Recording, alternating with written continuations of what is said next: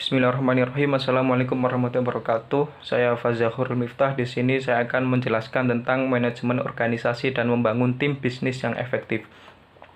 Manajemen organisasi adalah proses perencanaan dan pengorganisasian dan pengendalian sumber daya organisasi dengan tujuan mencapai tujuan organisasi. Adapun fungsi dari manajemen organisasi sendiri ini ada berbagai macam. Yang pertama, fungsi perencanaan.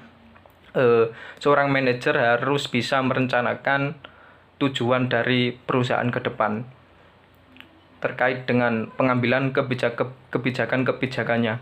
Kemudian fungsi pengarahan. Seorang manajer juga harus bisa mengarahkan anggotanya untuk bekerja sesuai dengan arah yang benar dan sesuai dengan tujuan perusahaan. Kemudian fungsi controlling. Manajer juga harus bisa mengontrol seluruh aktivitas dari anggotanya dan apapun yang melibatkan dari sumber dayanya. Jika ada tindakan-tindakan dari anggota yang membahayakan perusahaan, maka manajer harus bisa mengambil keputusan ataupun mengatasi masalah tersebut. Kemudian fungsi perorganisasian. Dalam fungsi ini manajer dituntut untuk membuat kebijakan terkait penggunaan sumber daya alam. Fungsinya untuk mendapatkan kinerja dari karyawan yang terbaik. Kemudian fungsi motivasi. Seorang manajer juga atau manajemen perusahaan ini juga harus bisa memotivasi anggotanya untuk bisa bekerja lebih baik. Kemudian fungsi kepegawaian.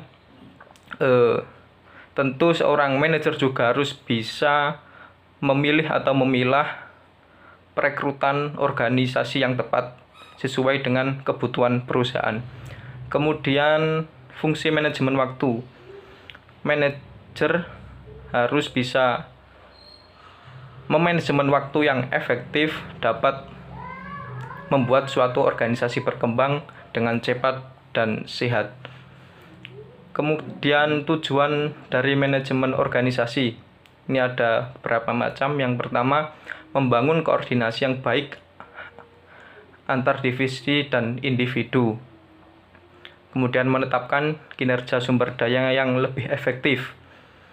Kemudian menciptakan suasana lingkungan kerja yang damai dan positif, mendorong karyawan untuk bekerja dengan rasa tanggung jawab, dan yang terakhir mencapai tujuan utama perusahaan. Kemudian kepemimpinan entrepreneurial.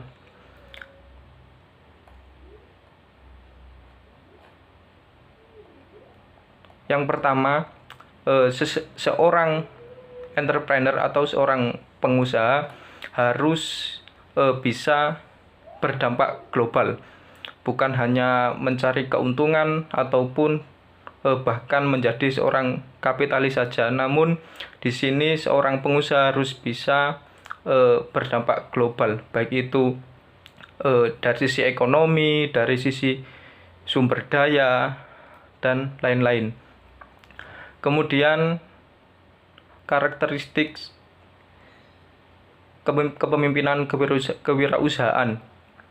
Di sini ada beberapa. Yang pertama, bisa mengambil risiko dalam hal waktu atau karir, kemampuan untuk merumuskan sebuah tim yang efektif, keterampilan kreatif untuk mengumpulkan sumber daya yang dibutuhkan, keterampilan dasar membangun rencana bisnis yang kuat, dan yang terakhir yaitu visi untuk mengenali peluang di mana orang lain melihat kekacauan. Dalam ini seorang pengusaha harus bisa mengatasi masalah atau istilahnya membangun bisnis dari sebuah masalah.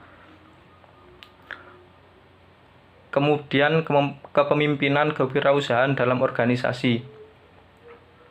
Kepemimpinan kewirausahaan kini menempuh strategi lebih besar terhadap organisasi yang didirikan.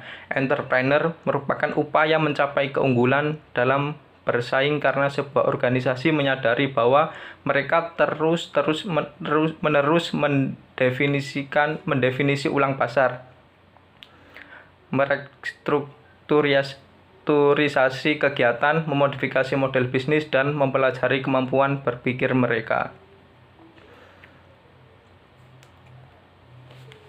Sekian dari saya. Assalamualaikum warahmatullahi wabarakatuh. Assalamualaikum warahmatullahi wabarakatuh. Saya Muhammad Fikri Eka Prayoga ingin melanjutkan materi tentang pengelolaan dan perkembangan sumber daya manusia. Yang pertama ialah terkait dengan definisi. Definisinya terkait dengan definisinya adalah proses yang terkait dengan memperoleh atau menerima, melatih, menilai, memberikan kompensasi, penghargaan kepada karyawan, memberikan perhatian yang cukup, kinerja, kesehatan, keselamatan, dan keamanan, serta memperoleh keadilan. PSDM merupakan sebuah rangkaian proses yang berkesinambungan untuk memenuhi tujuan perusahaan yang menghasilkan keuntungan bagi kelangsungan perusahaan. Selanjutnya, fungsi dari PPSDM berjalan pada setiap manajer ialah planning, organizing, staffing, leadership, dan controlling. Terkait pentingnya PSDM ialah agar tidak memperkerjakan orang yang salah, menempatkan orang yang tepat pada posisi tertentu, memberikan keadilan, menghindari berbagai macam tuntutan, efisiensi, proses kerja dan biaya, memaksimalkan kinerja, dan hal-hal yang lain yang menunjang produktivitas perusahaan.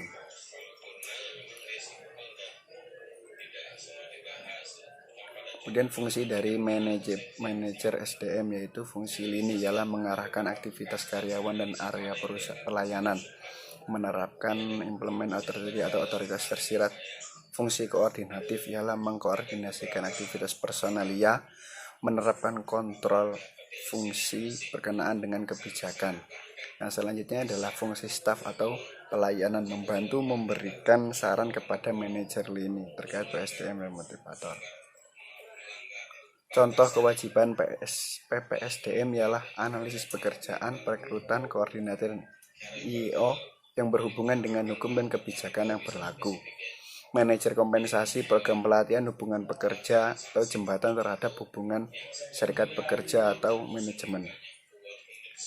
Peningkatan peran PPSDM yang pertama, dalam era globalisasi yang menuntut percepatan arus produktivitas perusahaan dalam persaingan dunia global, menuntut peran lebih PPSDM. Sejalan dengan hal tersebut, PPSDM juga melakukan pengembangan peranan strategis dan menjadikannya sebagai fungsi terdepan dalam mewujudkan tujuan perusahaan. Selanjutnya adalah teknologi informasi, dijalankan untuk memberikan efisiensi waktu dan biaya.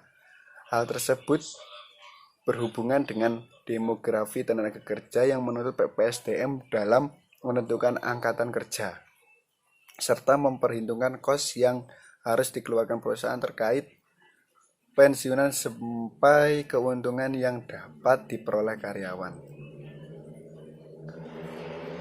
Selanjutnya mengenai tentang peraturan ketenagakerjaan yang berlaku di Indonesia menyangkut kesempatan kerja ialah Undang-Undang Indonesia Nomor 13 Tahun 2000 pada bab 3 kesempatan dan perlakuan yang sama. Bab 10 pelindungan dan pencatatan wanita dan anak-anak, dan berbagai pasal yang mengenai hak dan kewajiban pekerjaan pengusaha serta peraturan pemerintah lainnya. Sumber daya manusia sebagai kompensasi ini yang pertama sebagai inovasi, yang kedua pelayanan memuaskan kualitas luar biasa, keterampilan khusus dan produktivitas. Selanjutnya ialah manajemen strategi sumber daya manusia. Rencana strategis adalah rencana agar perusahaan dapat menyesuaikan kekuatan dan kelemahan internal dengan kesempatan dan ancaman dari luar dalam rangka membangun keuntungan kompetitif. Mulai dari mana kita saat ini dan kita nanti akan berada di mana. Selanjutnya, strategi yang dimainkan setiap perusahaan merupakan arah dan tindakan yang mencerminkan perbedaan. Prosesnya mendefinisikan bisnis dan misi, manajemen strategi di mana kita sekarang berada berkaitan dengan bisnis. bisnis apa yang dijalankan, kesempatan dan ancaman, kekuatan dan kelemahan perusahaan. Hal tersebut merupakan proses pencapaian visi dan misi perusahaan. Yang kedua, menghadirkan audit eksternal dan internal, analisis situasi internal dan eksternal dengan metode yang tertentu berkaitan dengan kesempatan dan ancaman, kekuatan dan kelemahan internal yang dimiliki sesuai dengan diagram SWOT. Kurang lebihnya mohon maaf. Assalamualaikum warahmatullahi wabarakatuh.